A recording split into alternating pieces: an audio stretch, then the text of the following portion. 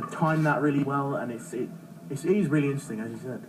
It looks absolutely amazing from the report we saw. Yeah. And do you think this is going to help to attract a different kind of audience for opera? Well, you can only hope, really. I think it certainly should. I mean, it's bringing interesting new ideas into opera, and people like innovation, so... Yeah.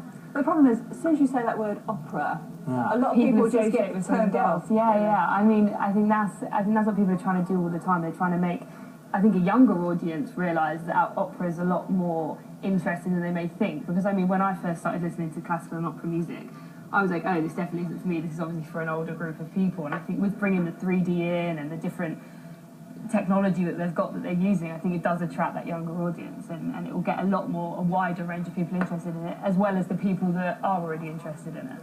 I mean, what would you say people say that it's kind of dying art, if you like, because the audience is quite elitist, it's usually older, it's usually quite rich. I mean, do you think there is a good future for opera? Oh, I hope so. I mean, as Charlotte said, we want to bring some modern plus classical stuff to the table, and of course there are loads of other people who are doing that as well, but obviously all in their different ways, so hopefully there's a really good future. I mean, yeah, there's people getting interested in it all the time. Like, we go on tour in June up and down the UK, and I've sort of found that the kind of people that are telling us they've bought tickets to a tour isn't just older people, it's younger people and people we know, and it's mad to think that younger audiences are interested in what we're doing, and that's why I think it will always continue, because it'll always continue coming back. Like, the old stuff, is, I think we discussed before, always comes back in the end, because people like to return to tradition, I think.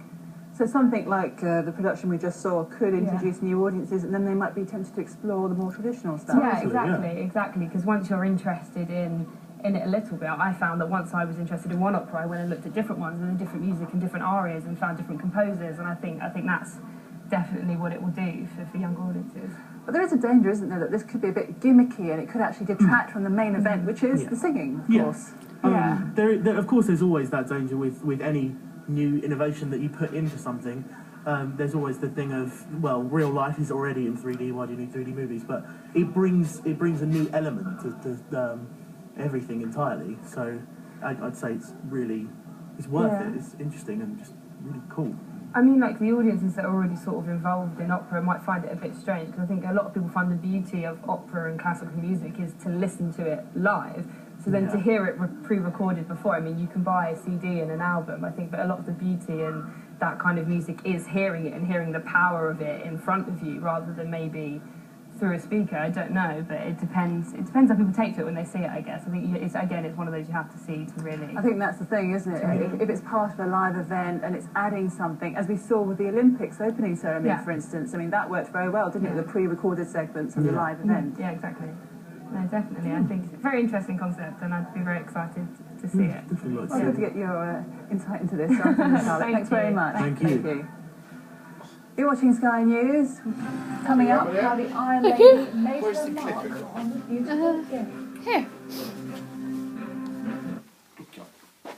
First Choice has some top deals on